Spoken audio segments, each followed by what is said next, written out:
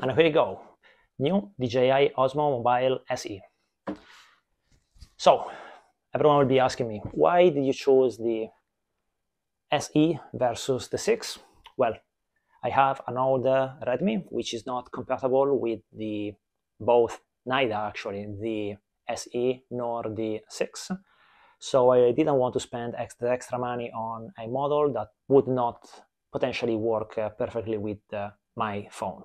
So I saved some money and took the chance with the SE model.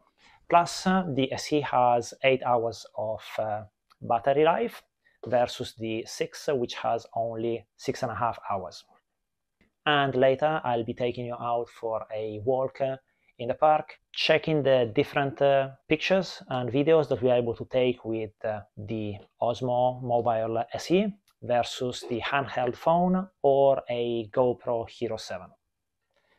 And so let's go ahead and unbox it.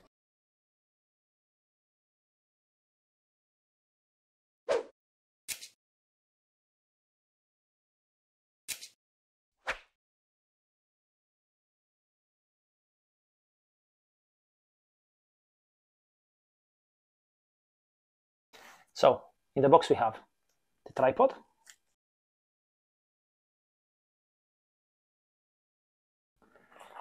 we have the clamp for the mobile phone,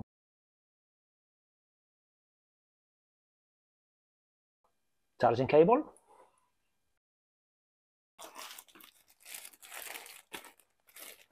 and the Osmo.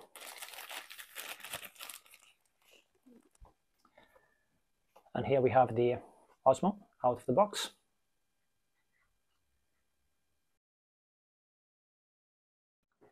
Let's go ahead and turn on the gimbal by pressing the M button on the console.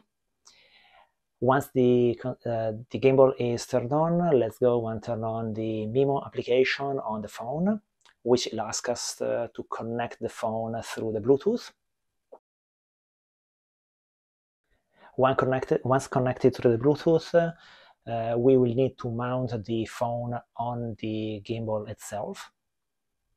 Be aware of the white dot on the base of the clamp that needs to be aligned correctly with the white dot on the base of the gimbal.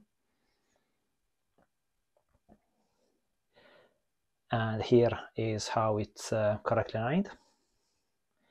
Now that it's mounted, let's go ahead and double click the trigger underneath on the handle of the gimbal that will align the phone and make it ready for the use.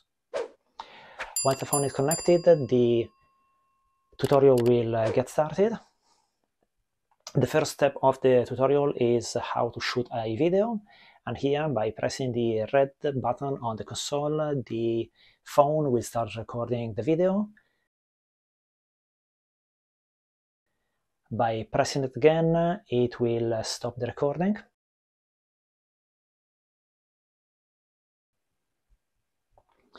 Once the phone is out of line, by double-clicking the trigger, as we showed you before, the gimbal will reset to the previous mode. The third step of the tutorial is the angle tracking. So if we have an object in front of the phone, we can select it, and now the application will follow the object.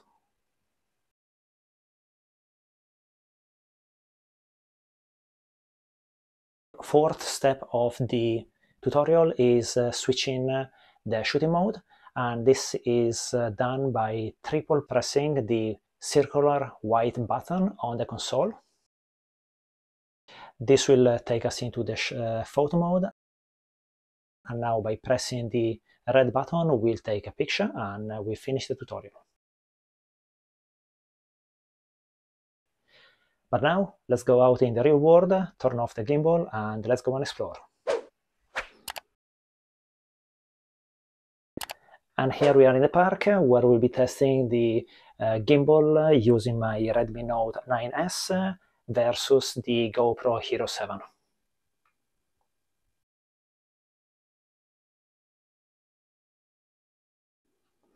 In this video, I am comparing the GoPro Hero 7 versus the FPV mode on the gimbal. I don't see a huge difference in the recording and stabilization itself, if not for the side of the frame where the GoPro Hero 7, having a wider angle, picks up a little bit more movement. In this shot instead, I'm controlling the zoom of the phone through the gimbal controls, and as you can see, there is a nice smooth zoom in and zoom out that is obtained through those controls.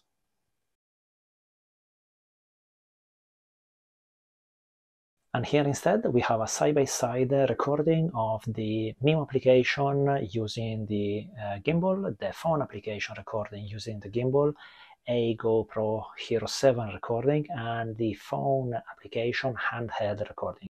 As you will notice, there is a huge difference between the recording handheld versus all the others.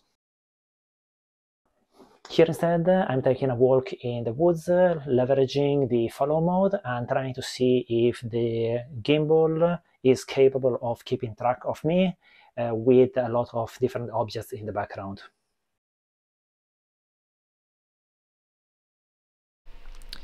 All in all, I'm pretty impressed on the results that I was able to achieve using an old phone on the DJI Osmo Mobile SE. However, this is only my point of view, so if you happen to have the DJI Osmo or buy one in the future, please feel free to let me know in the comments what you think about it and how did you enjoy using it.